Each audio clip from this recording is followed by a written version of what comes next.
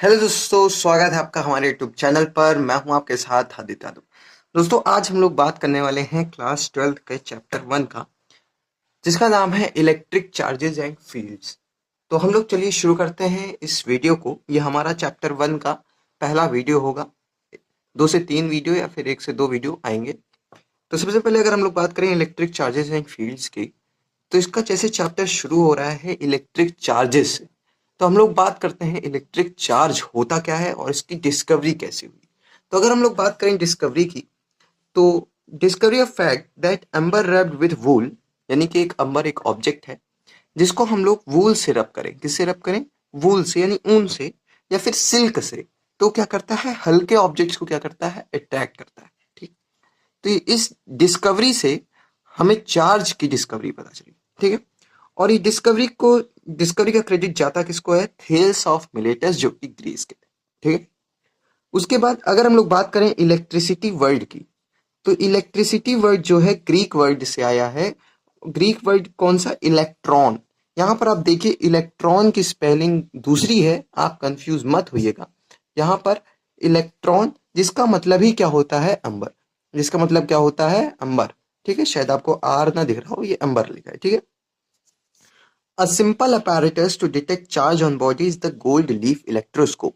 किसी भी बॉडी पे कितना चार्ज है ये डिटेक्ट करने के लिए एक सिंपल अपैरेटस, एक इंस्ट्रूमेंट बनाया गया जिसका नाम क्या है? Gold leaf electroscope.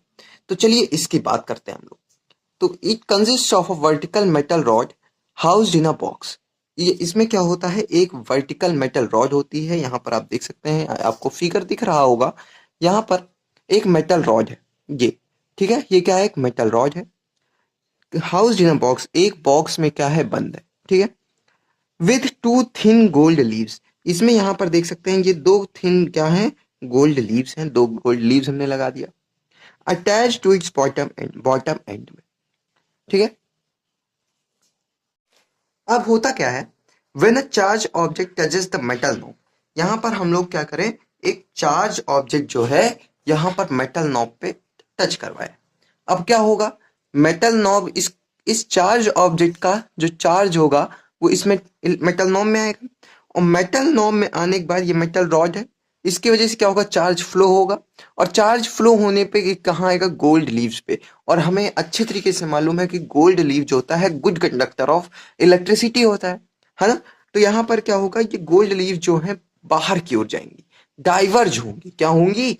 डाइवर्ज। यहाँ पर आप देख सकते हैं charge flow on to the leaves. Charge कहाँ फ्लो हुआ? लीव्स पे, एंड दे डाइवर्ज, और वो क्या हुए? डाइवर्ज हुए। जितना डाइवर्ज हुआ था, degree of divergence is an indicator of amount of charge. जितना वो डाइवर्ज होंगे वही बताएगा कि वहां उस बॉडी में, चार्ज बॉडी में कितना चार्ज था। समझ में आया? अगर ये आपको समझ में आया हो तो अब हम लोग बात करते हैं कंडक्टर्स की और इंसुलेटर्स की। Conductors allow electricity to pass through it. ऐसे ऑब्जेक्ट जो क्या करें? उनसे इलेक्ट्रिसिटी पास हो सके, चार्ज फ्लो हो सके जिस ऑब्जेक्ट में, उसे क्या कहते हैं? कंडक्टर्स कहते हैं। ठीक है। और अगर हम लोग बात करें इंसुलेटर्स की, तो resistance to pass electricity through it, जिससे इलेक्ट्रिसिटी पास ना हो सके उसको क्या कहते हैं? इंसुलेटर्स कहते हैं। समझ में आया आपको? उसके बाद विटरस चार्ज, ये क्या होता है? देखिए, जब हम लोगों के पास पॉजिटिव और निगेटिव चार्ज की डिस्कवरी नहीं हुई थी, तब हमारे पास था विट्रियस चार्ज और रेजिनस चार्ज। तो विट्रियस चार्ज क्या होता था? तो charge developed when glass rod rubbed with silk. जब कोई भी चार्ज डेवलप होता था, कब? जब हम लोग ग्लास रॉड को सिल्क से रब करते थे, तो जो चार्ज डेवलप होता था उसको क्या कहते थे? Vitreous charge. ठीक है। और दोस्तों, अगर हम लोग बात करें रेजिनस चार्ज की, तो charge developed when an amber rubbed with wool. और जब हम लोग अंबर को किससे रब करते थे? वूल से, तब हमें क्या मिलता था? Resinous charge. इसमें थोड़ा सा आपको थ्योरेटिकल चीज मिलेगी, इसको आप अच्छे तरीके से नोट्स बनाते चलें तो आपको बढ़िया होगा। अदरवाइज हमारा टेलीग्राम चैनल है, आदित्य एजुकेशन प्लैनेट के नाम से टेलीग्राम चैनल है। वहां पर आपको इसकी पूरी नोट्स, यही नोट्स आपको वहां पर प्रोवाइड कर दी जाएंगी। ठीक है। तो पीडीएफ के फॉर्म में, तो आपको कोई चिंता लेने की जरूरत नहीं है, आप इसको पूरा हूबहू छाप सकते हैं। ठीक है। लेकिन अगर आप अपने वर्ड्स में लिखेंगे तो और भी बेस्ट रहेगा। ठीक है। उसके बाद अर्थिंग। अर्थिंग क्या होता है आपके एनसीईआरटी में लिखा है, एनसीईआरटी की ही लाइन है ये एनसीईआरटी की लाइन है, ठीक है। The process of sharing the charge with the earth is called earthing, यानी कि एक चार्ज को लो और उसको, तो इस प्रोसेस को क्या कहते हैं, अर्थिंग कहते हैं। समझ में आया। It provide safety major for electrical circuits and appliances, ये क्या करता है, सेफ्टी मेजर प्रोवाइड करता है किसको, अप्लायंसेस को और सर्किट्स को। देखिए क्या होगा, जब ज्यादा चार्ज हो जाएगा तो उससे क्या होगा, इलेक्ट्रिक सर्किट्स और जो अप्लायंसेस हैं वो खराब होने के चांस है। तो क्या होगा, जितना भी एक्स्ट्रा चार्ज होगा वो क्या होगा, अर्थ में ट्रांसफर कर दिया जाता है। तो इसी प्रोसेस को क्या कहते हैं, अर्थिंग। उसके बाद देखिए, अगर हम लोग बात करें charging by induction, charging by induction से पहले हम लोग बात करें कि बॉडी को हम लोग कैसे चार्ज कर सकते हैं।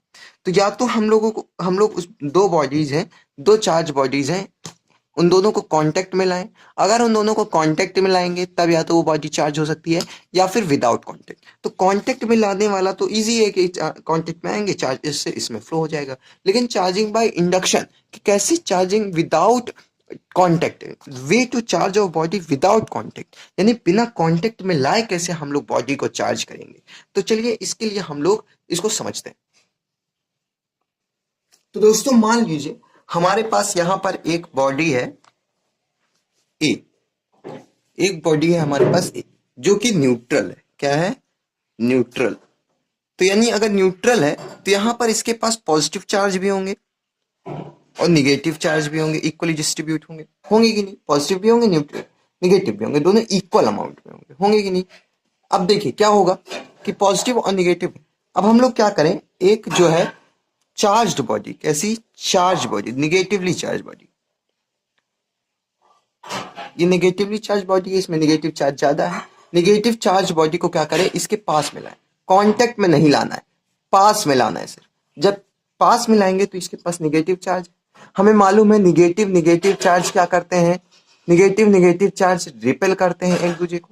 तो यहाँ पे क्या होगा, देखिए यहाँ पर ये बॉडी है हमारी ए और यहाँ पर हमारा ये कांटेक्ट वाला, बिना कांटेक्ट वाला, इसके पास क्या है, निगेटिव चार्ज। तो यहाँ पर इसमें जो निगेटिव चार्ज है वो इधर आ जाएंगे क्योंकि रिपल्शन होगा, और पॉजिटिव चार्ज में अट्रैक्शन, तो ये इधर आ जाएंगे इस बॉडी के चार्ज, है ना। अब क्या होगा, अब हम लोग एक दूसरी बॉडी को यहाँ पर हम लोग लाते हैं, एक दूसरी बॉडी को यहाँ पर लाते हैं, ठीक है। एक दूसरी बॉडी को यहाँ पर लाएं जो कि पॉजिटिवली चार्ज है। कैसी चार्ज है, पॉजिटिवली चार्ज। अब होगा क्या, इसको कांटेक्ट में लाइए, किस में ले आइए, कांटेक्ट में। जब कांटेक्ट में लाएंगे तो इसके इलेक्ट्रॉन्स जो हैं क्या होंगे, इसमें ट्रांसफर हो जाएंगे कि नहीं हो जाएंगे, इसके इलेक्ट्रॉन क्या हो जाएंगे, इसमें ट्रांसफर। जब इलेक्ट्रॉन्स इसमें ट्रांसफर हो जाएंगे तो ये चार्ज बॉडी कैसी चार्ज हो जाएगी, बॉडी कैसी बचेगी, इसमें सिर्फ पॉजिटिव चार्ज बचेंगे। तो इस तरीके से हम लोगों ने क्या किया, इस ए बॉडी को पॉजिटिवली चार्ज कर लिया। कैसा चार्ज कर लिया, पॉजिटिवली चार्ज। तो यही है क्या, चार्जिंग बाय इंडक्शन। इसी को क्या कहेंगे, चार्जिंग बाय इंडक्शन। यहाँ पर देखिए हमने विदाउट कॉन्टेक्ट, बिना कॉन्टेक्ट में लाए चार्ज ट्रांसफर कर लिया। तो इस तरीके को क्या कहते हैं, चार्जिंग बाय इंडक्शन। अगर आपको इसी बॉडी को नेगेटिवली चार्ज करना है तो यहाँ पर आप पॉजिटिव चार्ज ले आइए और वो बॉडी क्या हो जाएगी, नेगेटिव चार्ज हो जाएगी। समझ में आया। अगर आपको ये वीडियो अच्छा लगा हो तो चैनल को सब्सक्राइब करिए, वीडियो को लाइक करिए। आगे हम लोग बात करते हैं, तो आगे हम लोग बात करेंगे basic properties of electric charges की। Basic properties of electric charge. Basic properties of electric charge पढ़ने से पहले हम लोग बात कर लेते हैं पॉइंट चार्जेस क्या होते हैं। तो पॉइंट चार्जेस होते हैं if the size of charge bodies are very small as compare to the distance between them. इसको आप ऐसे समझिए कि यहाँ पर हमारे पास क्या है, एक चार्ज बॉडी ये है और एक चार्ज बॉडी ये दोनों बहुत दूर है, ठीक है। तो होगा क्या, इनका साइज जो है इसके डिस्टेंस के कंपैरिजन में वेरी स्मॉल है कि नहीं, डिस्टेंस के कंपैरिजन में क्या है, स्मॉल है। तो इसको भी हम लोग क्या लेट कर लेंगे कि ये दोनों चार्जेस कैसे हैं, पॉइंट चार्जेस हैं। समझ में आया। बस तो इस चैप्टर में हम लोग ज्यादा से ज्यादा पॉइंट चार्जेस के ही बारे में बात करने वाले हैं। तो उसके बाद चलिए अब हम लोग बात करते हैं कुछ प्रॉपर्टीज के बारे में इलेक्ट्रिक चार्ज की।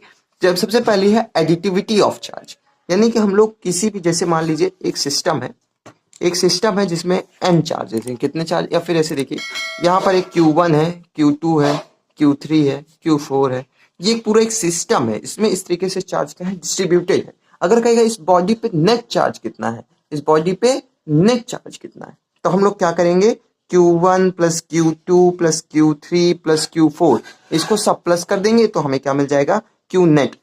इसी तरह अगर n चार्जेस हैं तो क्या करेंगे, Q1 प्लस Q2 प्लस ऐसे कहां तक, Qn तक। यही है हमारा क्या, एडिटिविटी ऑफ चार्ज। ठीक है। उसके बाद दोस्तों अब हम लोग बात करेंगे क्वांटाइजेशन ऑफ चार्ज की।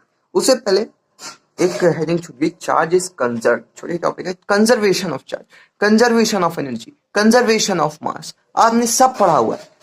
इसमें क्या होता है, transfer of charge is possible. हम लोग क्या कर सकते हैं, किसी भी बॉडी से दूसरी बॉडी में चार्ज को ट्रांसफर कर सकते हैं, लेकिन कोई भी बॉडी में हम लोग चार्ज बना नहीं सकते, सिर्फ क्या कर सकते हैं, ट्रांसफर कर सकते हैं। एक बॉडी से दूसरी बॉडी में क्या कर सकते हैं, चार्ज ट्रांसफर कर सकते हैं। चार्ज कंजर्व होता है, ये आपको याद रखना है, चार्ज क्या होता है, कंजर्व होता है। ठीक है। उसके बाद हम लोग बात करते हैं क्वांटाइजेशन ऑफ चार्ज की। ठीक है, क्वांटाइजेशन ऑफ चार्ज अपने क्लास 11th में केमिस्ट्री में पढ़ा हुआ, क्वांटाइजेशन ऑफ एनर्जी पढ़ा था। वैसे ही यहाँ पर क्वांटाइजेशन ऑफ चार्ज, देखिए होता क्या है, all free charges are integral multiple of basic unit of charge denoted by e. किसी भी बॉडी में आपको चार्ज मिलेगा, जैसे 1 2 1 कुलाम, 2 कुलाम, 3 कुलाम। कभी आपको ऐसे चार्ज नहीं मिलेगा, ऐसे नहीं मिलेगा 3/4 कुलाम, ऐसे एक पूरा एक क्वांटाइज्ड, यानी कि एक पूरा मिलेगा आपको, जैसे 1 2 3।